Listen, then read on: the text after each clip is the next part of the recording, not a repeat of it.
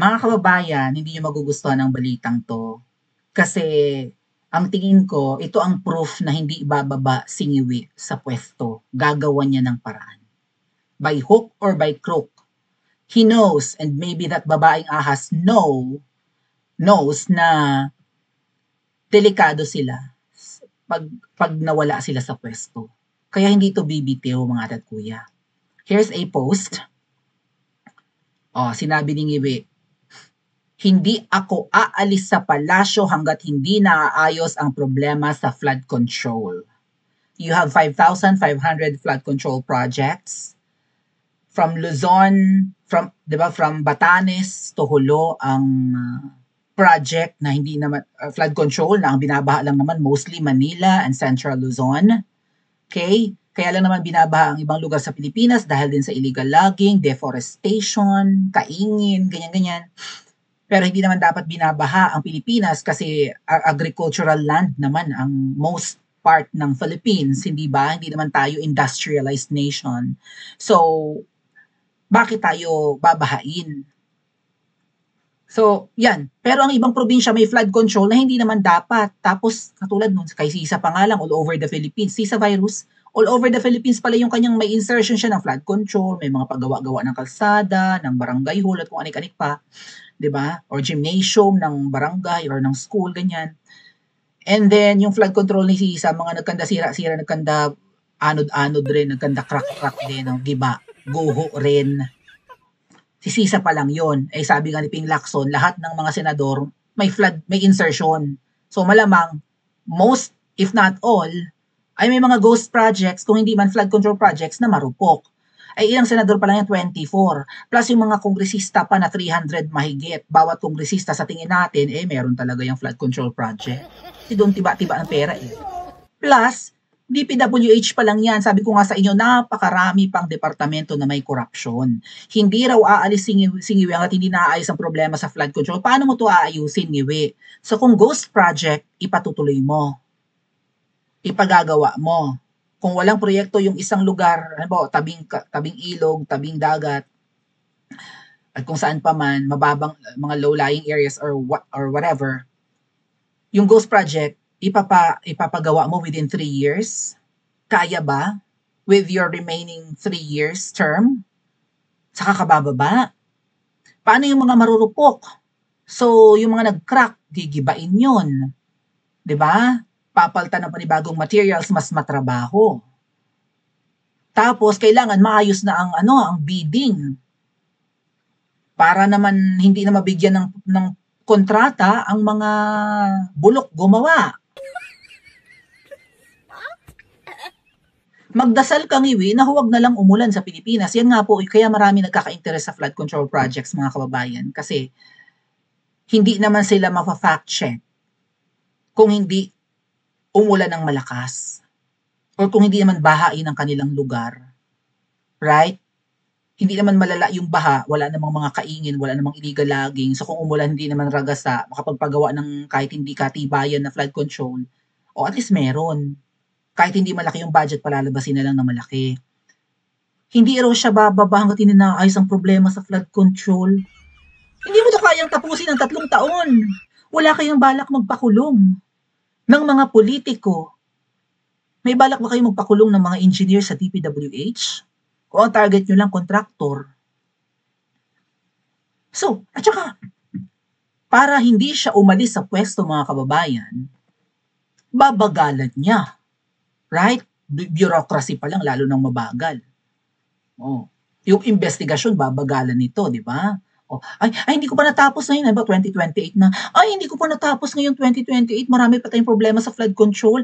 Pagbigyan niyo pa ako ng isa pang term. Okay na, papayag kayo, mga ate. Hindi ako aalis ng palasyo hanggat hindi naayos ang problema sa flood control. So magkakaroon siya ng dahilan para i-extend ang kanyang term. Kung kakalikutin man niya ang konstitusyon para mabago ang term ng presidente.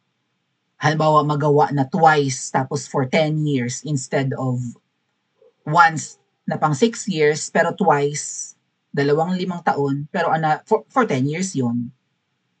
So baka magkaroon pa si Ngiwi ng possibility na ma-extend ang kanyang term or isasabak niya ang giyera sa isasabak niya ang Pilipinas sa giyera, gustong-gustong makisawsaw sa iringan ng Taiwan and ng China. Yung iringan kasi ng Taiwan and China, parang iringan niya ng magulang at anak eh. Right? Alam niyo naman, sleeping giant ang China. And Taiwan was part of China. Okay? Oh, ay kung may away ang magulang at anak, ba't ka makikisawsaw? Kaaway mo yung magulang ng anak, barkada mo yung anak, ay pokin ng ina mo. Tama ba? Kung dinidisiplina ko ang anak ko or gusto ko nang bawiin ang anak ko, tapos yun yung analogy eh. Ako si China. Ang anak ko na Taiwan, gusto kong bumalik sa akin. Di ba ganun yun? Gusto kong umuwi ang anak ko sa akin. Tapos itong barkada mong si Pilipinas, barkada ng anak mong si Pilipinas, hay, huwag mo pauwiin ang anak mong tropa ko Itay. Ganun si Ngiwi, no? Anong gagawin mo? Baka kay mablock. Ayan. Papalag ka sa sleeping giant, Ngiwi. Anong kakayahan mo? Anong panlaban mo sa China? Marami kang sundalo? Marami kang equipments? Ay, yun nga siguro ang dahilan. Kaya may mga, may mga military base sa Pilipinas. May mga EDCA sites. Kaya yung mga sundalong kano nasa Pilipinas na. They're preparing for it. At magbe-benefit si Ngiwi pagka nagkaroon ng digmaan mga ating. Kaya nga di ba nakikipaggirean tong mga coast guards natin dyan sa sa South China Sea, pumapalag-palag sa mga nakapatrol doon ng mga incheck para magkaroon ng ng conflict, para may dahilan si Ngiwi na makipag-away. Ay, ina pa yung aming coast guard, kinawawa ang mga Pilipino, ipaglalaban natin ang ating teritoryo. Hindi teritoryo yon, walang lupa doon. Kung meron man, hindi tayo nagpagawa. Iba ang territory sa sovereign rights, okay? So, kapag nagkaroon ng digmaan, walang budget para sa halalan. Mahirap mag-election kapag umuulan ng mga missiles.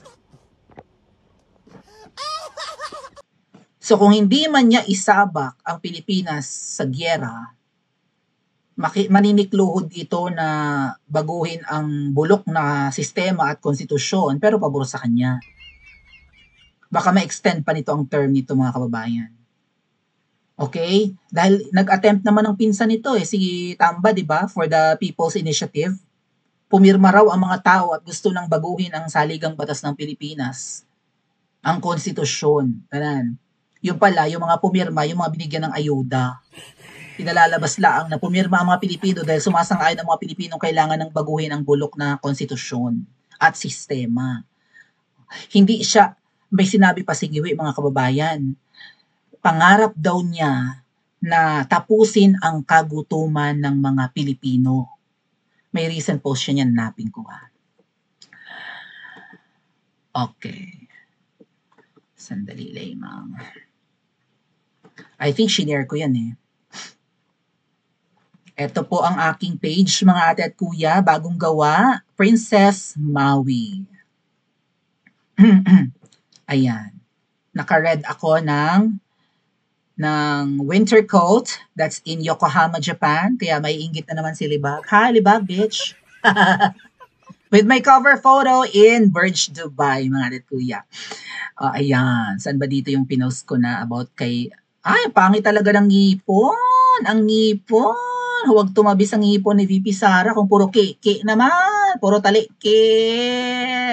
Si Marcos Jr. din. Diyos ko, Marcos Jr., anong pinagsasabi mo? Kaya mong tapusin ang kagutuman ng Pilipinas. Ikaw nga, hindi ka nagbabrush your teeth.